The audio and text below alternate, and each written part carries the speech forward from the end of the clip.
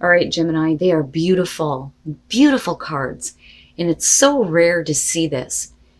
Not too often do we realize that we have the power to create the lives that we have been imagining, but for a lot of you, it's going to come through a really unique opportunity. So follow the white rabbit, curiosity meets opportunity, and then you have imagine. This one says a wondrous opportunity is going to break through your ordinary reality and give you the chance to change your world and your perception forever. That's huge. That is huge. But I think that this is an opportunity that some of you have been imagining for yourselves, but now it's all about you making that reality. Imagine is saying turning imagination into manifestation, creative thought, visualization, the power of aligning imaginary and feelings, creativity, but it also shows illusions. But the thing is with follow the white rabbit, this is an opportunity coming through that you would not have expected. You may have imagined for yourself, but really it's up to you, and it may change your life forever. And it's so rare. It's so rare to see people finally step into that power. And I love it. I think it's beautiful. The only problem that I have is where you guys are going dark. Now, this would make sense. But again, it's only going to be for some of you. But if your pride has been hurt so many times, it would make sense that it may be hard for you to see how you can have the lives that you have imagined, how an opportunity is going to bring you to that point. So downcast pride. The moon phase here is new. The stage is depression. It says bending to adapt becomes an excuse for the habit of bending. And the sentence says the root of sadness and grief is deeper than the skin. The only delusion is the gray sky. And then going dark.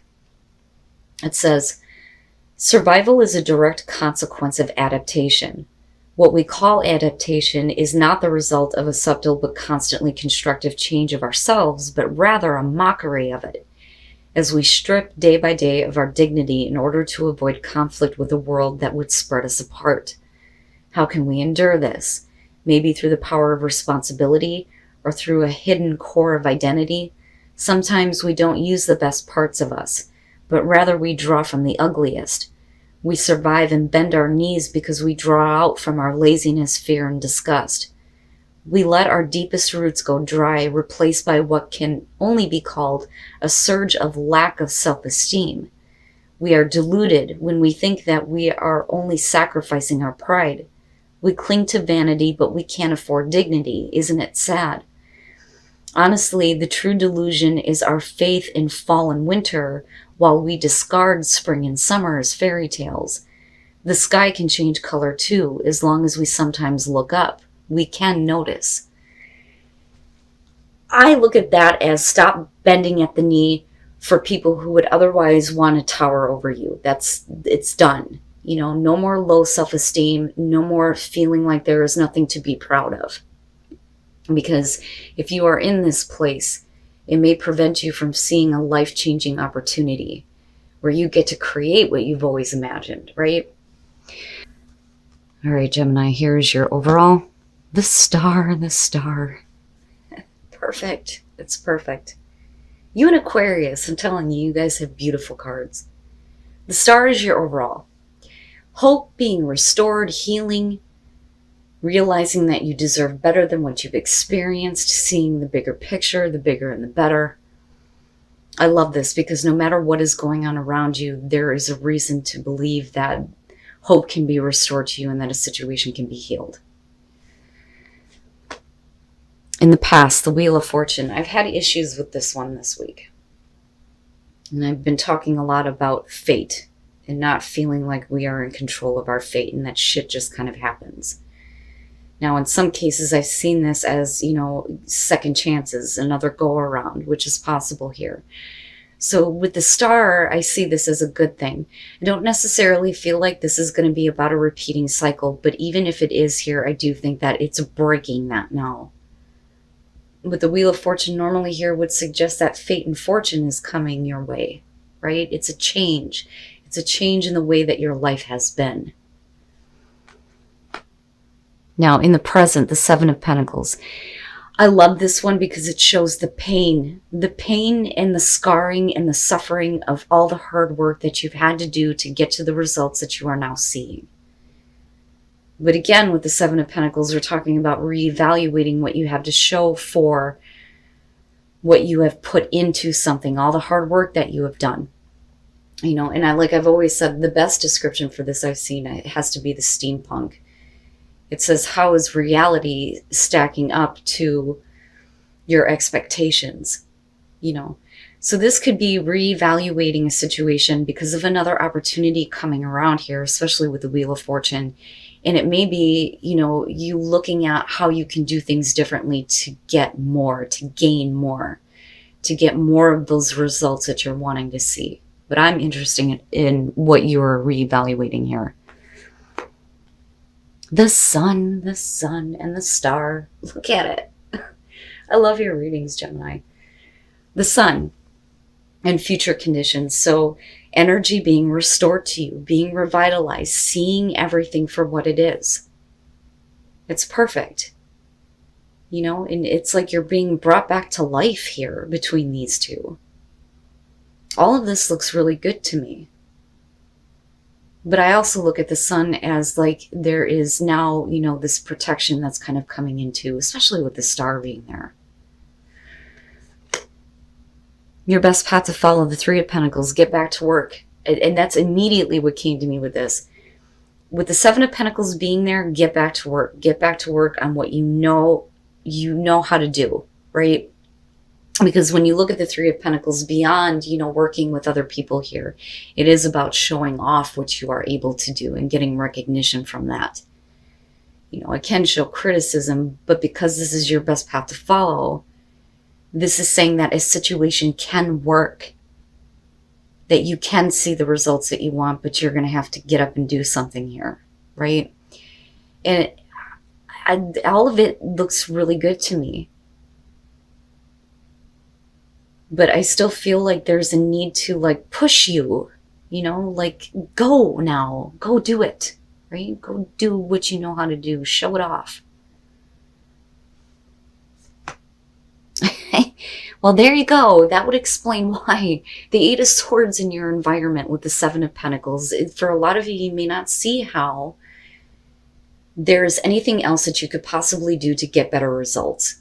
So even though you may be reevaluating an opportunity that may be coming back around for you with the Eight of Swords, you may feel like you are stuck. There is no movement forward. There is no way to move forward. But like I've always said with this one, those thoughts are like your devil. They keep you trapped. They strip you of hope. But the star is saying something much different here. You know, and look at it. I mean, like, right? Your work making you a star. It looks really good. But whatever this opportunity is and whatever is coming back around here with the Wheel of Fortune, I feel like it's a good thing for you. I think like it's a better opportunity. It's a different cycle this time. But the way that you're looking at it is, I've sacrificed so much, I've done so much, how can it produce what I want? You know, but like with the sun being there, like I said, it feels like life is kind of like being breathed back into you and what you're wanting to do or what you're wanting to work on, especially creatively with, you know, what you have going on here with the White Rabbit and Imagine, you know. This is really so much bigger than what you think. And that's, you know, very clear with the sun and the star, but with the oracle cards alone. Wow, Gemini, the hell? Okay, your hopes and your fears, the Knight of Wands. This I look at as fearing that you're not going to be able to go ahead and follow a passion, because the Knight of Wands is action with passion, right? A lot of times it can show things that are in and out of your life, but I don't think that this is the case. I think that this is specifically about you and the fear that you have surrounding being able to act toward something that you've already put a lot of blood, sweat, and tears into and didn't really get a lot out of. You know, so there's that fear of, you know, can I find that passion again for this? Can I find that drive? Can I go for it? You know, that's kind of how I see this, especially with everything that's going on here. You know, but then you're also talking about the consequences of actions, right? If I follow through on this, what are the consequences going to be? And that's only because it's in this position where there are hopes and fears tied to this. You know, can you follow it, right? But like I said, it's like life is being breathed back into something. And then coming out the 10 of Cups, Gemini, you have a beautiful fucking reading. I'm telling you right now, with some of the shit that I've seen, look at it. I mean, look at that, you know? I love it when readings like this happen, because this is what I hope for everybody, to get to that place where you feel happy, where you have everything that is going to make you happy. Happy home, happy relationships, happy life. With the sun being there and looking at the star, the sun is a damn star, for Christ's sakes, you know? And then you lead to the 10 of Cups. I just think that for some of you, where you're at right now, I don't know that you want to go through it again because of what you've experienced before. Because you're already reevaluating what you have and what you've done. But here it comes again, right? And for a lot of you, it's going to be specifically having to do with your talents and what you know how to do. Man, but that's good, right? That is definitely showing deep personal transformation here. Who you were is no longer. And oh my God, if I'm not getting that like consistently this week. Okay, from the beginning here, the 2 of Pentacles. Sorry, guys. So I look at that and immediately, you know, and again, right, like bending over backwards, being a little bit too flexible. The 2 of Pentacles doesn't always necessarily show a bad thing, but if another opportunity is coming back around, you may have had to try to manage things after having already, you know, taken an opportunity. And with the 7 of Pentacles, again, you're kind of like reevaluating whether or not that's something that you can do, if it's going to produce something better, especially with that 8 of Swords being there. But I look at that as you were put into a place where it's like, I got to try to keep things going the way that they are. But you're doing, you know, that constant juggling act, you know, and it makes sense though with your perspective on it in the present moment. Whatever we're talking about here. But like I said, I feel like it has to do with work, your talents, your skills, what you know how to do because of that 3 of Pentacles. But it's also something you have a passion for. But so you come out of the 2 of Pentacles with the Ace of Swords. Now I look at this as the aha. Finally getting like a breakthrough on the way that you have been thinking about what you have done and what you have to show for it. So this is beautiful, especially with the sun being there, because everything is being made clear. There are new ideas that are coming to you. All of this mental clarity is just opening straight up. You have the truth. You see everything for what it is. And it leads you to a really big, big transformation where who you were is no longer. You cannot go back to that. That part of your life is done and it's dead. And what is being created in this situation is definitely the Phoenix. And that's what I love about, you know, when the Death card shows up in a good scenario. This is perfect, right? What is past is dead. What is new is something that is going to make you so happy. And for a long time to come with that 10 of Cups, once you shed the old skin and you are no longer who you were in the past. I'm so sorry, you guys. I'm like losing my voice. I'm getting so excited over these readings. It's crazy. But I love it. I mean, look at the way that you come out on this. This is the best case scenario for anybody. And what I would say right now is, if this is your life and this is your situation, enjoy it. Make the most of this, right? This is rare to see. And it's perfect. Like, it's perfect. All right, I'm going to shut the hell up now. Take a look at the soul trees. And break free. Break free of those thoughts that keep you stuck. And then new growth. Absolutely. So once you break free and you tap into your wisdom based on the things that you've experienced, there will be new growth. It's perfect.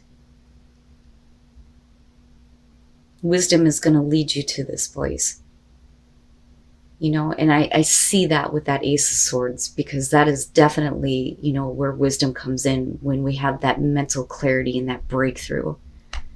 It's perfect. It's perfect. and discovering truth. You stand in the light of truth, and then you have the Ace of Swords, yes. So discovering truth is about your own personal truth. Even though other people may not, agree with your truth, it is about you standing in that, because it's about your truth, not somebody else's, your own. But that's only after you have cleared the pain of the past and you are doing the healing in the present. I fucking love your reading, Gemini. This is beautiful. It's amazing to me how this stuff works out. But I'm telling you, I do think that for a lot of you, it is about your skills, your talents, and something that could potentially like make you a star. It's amazing and it's beautiful.